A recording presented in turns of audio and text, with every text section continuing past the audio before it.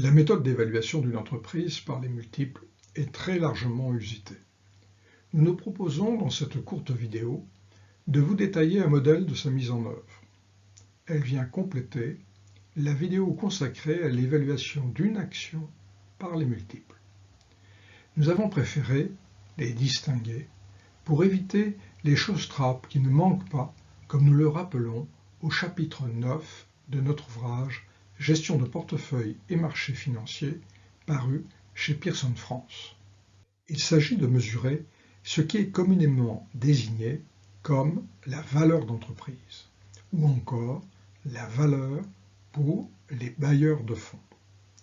Pour déterminer la valeur pour les actionnaires, il convient alors de déduire le montant des dettes et d'effectuer si nécessaire quelques ajustements. La méthode exige de choisir les entreprises considérées comme comparables et les inducteurs pertinents.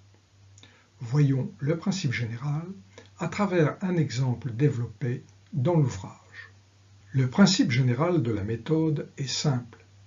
Il s'agit d'identifier au sein d'une population d'entreprises suffisamment comparables à celles qu'il convient d'évaluer, les liens statistiques entre les valeurs d'entreprise attribuées à des titres cotés et des variables financières observables que nous désignerons sous le vocable d'inducteur.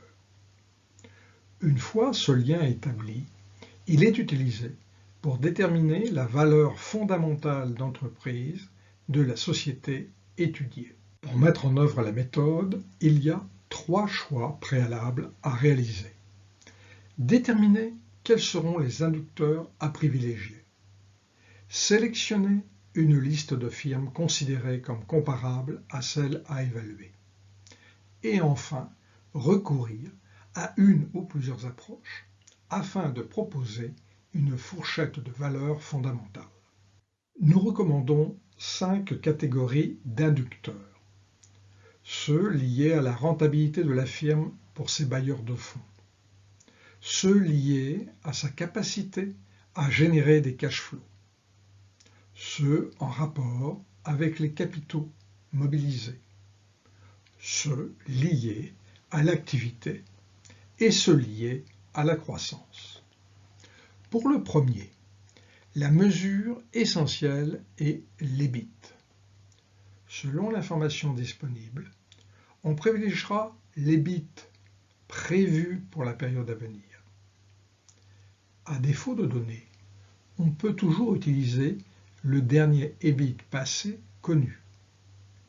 Certains proposent l'EBIT glissant, calculé à partir des 4 derniers trimestres écoulés.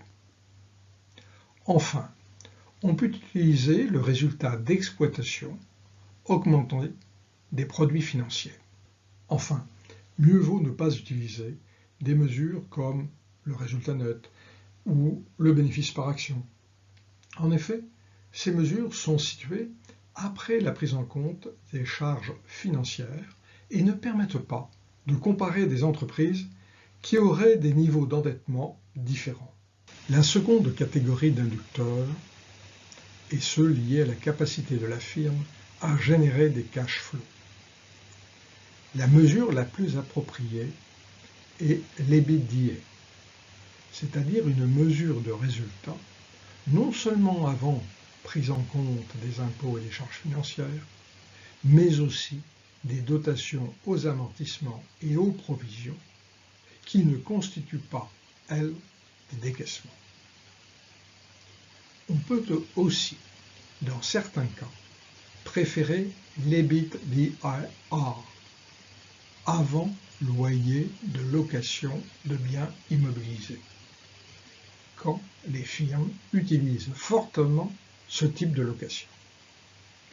Enfin, il faut éviter toute mesure prenant en compte les décaissements liés au financement, charges financières, les dividendes, car les firmes peuvent avoir des leviers de la dette différents. La troisième catégorie d'inducteurs est celle des capitaux.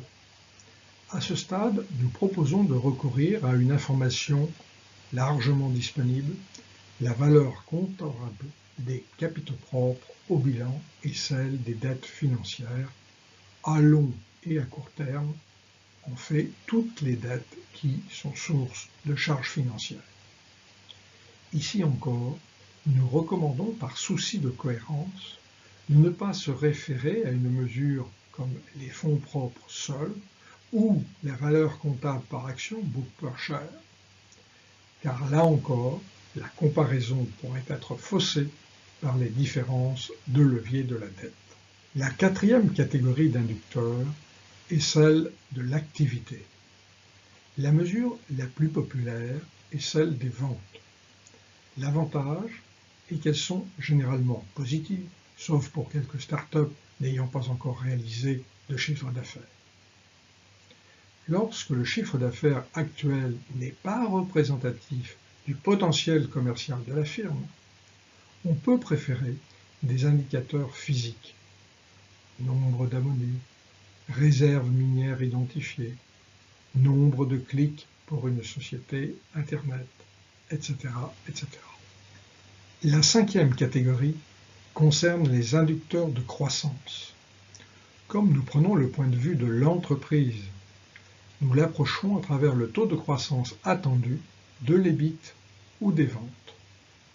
On peut utiliser une mesure à court terme, une mesure attendue ou une mesure à moyen terme quand le court terme est très perturbé.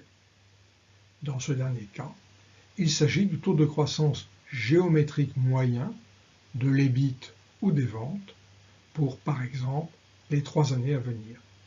Après avoir choisi ces inducteurs, il est nécessaire d'élaborer la liste des entreprises de référence. La pratique la plus répandue est de construire un échantillon relativement étroit, 4 à 6 entreprises par exemple, qui répond à des exigences relativement strictes. Activité comparable, zone géographique voisine et taille pas trop différente. Une autre approche cherche à obtenir une validité statistique plus grande et repose sur des échantillons plus larges, mais nécessairement plus hétérogènes. Même secteur, par exemple, mais pays différents. Les choix effectués doivent toujours être soigneusement motivés. Les mises en œuvre les plus fréquentes consistent à recourir à une série d'approches univariées, c'est-à-dire à une prise en compte d'un inducteur à la fois. Par exemple, la valeur d'entreprise est comparée à l'EBIT à travers le calcul du Value to EBIT ratio, forward s'il s'agit d'un EBIT provisionnel. Il est aussi comparé à l'EBIT DIE ou encore à la valeur comptable des capitaux, avec une forme particulière dans ce cas du ratio market to book. Une comparaison fréquente est celle effectuée avec les ventes. On utilise alors le value to sales ratio. Enfin, la comparaison avec le taux de croissance se fait à travers une forme du PEG ratio, qui est égal au rapport de la valeur d'entreprise à la variation d'EBIT, ou encore à la valeur d'entreprise rapportée à l'EBIT divisé par le taux G de croissance attendue. Ces ratios sont calculés pour toutes les entreprises de référence à partir, bien évidemment, des informations les plus récentes. Dans ce très court exemple, nous avons choisi 3 inducteurs de valeur: l'EBIT, l'EBITDA et les ventes. Nous avons repris également 3 informations essentielles pour calculer les valeurs d'entreprise de ces firmes comparables: leur capitalisation boursière, produit du nombre des actions et du cours boursier, leur dette financière à long terme et celle à court terme. Pour le calcul de ces ratios, il ne faut pas oublier que la valeur d'entreprise qui apparaît au numérateur est toujours positive. Il est donc totalement inapproprié de prendre en compte des dénominateurs négatifs. Si c'est le cas, comme pour la firme D dans notre exemple, il faut s'abstenir de tout calcul. Enfin, il faut prendre garde aux valeurs extrêmes. Une valeur faible d'un dénominateur peut faire prendre des valeurs anormalement élevées au ratio. Aussi est-il bon de les exclure et de ne pas recourir au simple calcul d'une moyenne.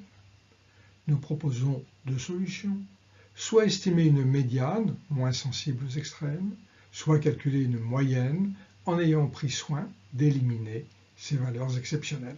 Dans l'exemple projeté, la société à évaluer a les caractéristiques suivantes.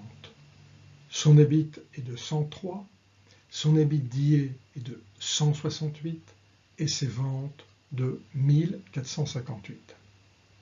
Nous utilisons pour les trois inducteurs, l'EBIT, l'EBITDA et les ventes, les trois ratios médians estimés précédemment sur les comparables. Les valeurs fondamentales s'étalent entre 1331 et 1406. Si l'analyste veut connaître la valeur pour les actionnaires, il doit alors ajouter celle des actifs redondants et retrancher le montant des dettes financières à long et à court terme. Quel que soit l'inducteur considéré, dans l'analyse univariée, on recourt systématiquement au même modèle. La valeur est strictement proportionnelle à l'inducteur et le coefficient de proportionnalité est un ratio unique estimé sur la base d'un très petit échantillon supposé homogène. Cette hypothèse est très forte et elle peut conduire à une impasse. Pour satisfaire l'exigence d'homogénéité, il faut réduire la taille de l'échantillon.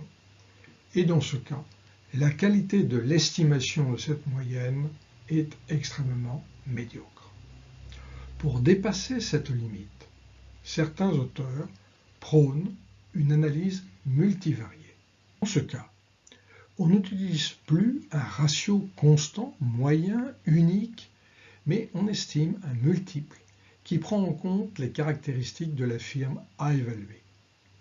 Le ratio devient une fonction linéaire de variables financières observables.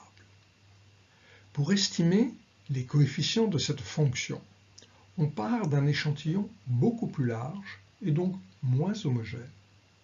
On calcule pour chaque firme le multiple considéré d'évaluation, value to EBIT ratio, value to EBITDA ratio, value to book ratio, value to sales ratio, value to growth ratio, et on estime, à l'aide d'un modèle de régression multiple, ces divers coefficients.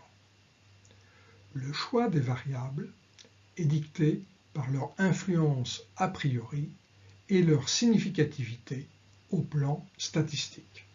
Cette diapositive présente un exemple d'estimation d'une telle fonction pour le ratio value to EBITDA pour un petit échantillon d'entreprises de matériel électrique et électronique. On peut y voir l'effet de la croissance anticipée sur ce ratio. L'approche est similaire pour les autres ratios. Les tableurs comme Excel permettent d'obtenir ces statistiques avec beaucoup de facilité. En combinaison avec les abondantes bases de données aujourd'hui à disposition, il y a là une réelle voie de progrès à emprunter lorsqu'il est bien difficile de retenir des entreprises vraiment comparables. Si vous souhaitez mettre en œuvre cette approche, le fichier Excel est accessible sur ma page Facebook et surtout, vous trouverez plus de détails dans le chapitre 9 de notre ouvrage Gestion de portefeuille et marchés financiers, paru chez Pearson France.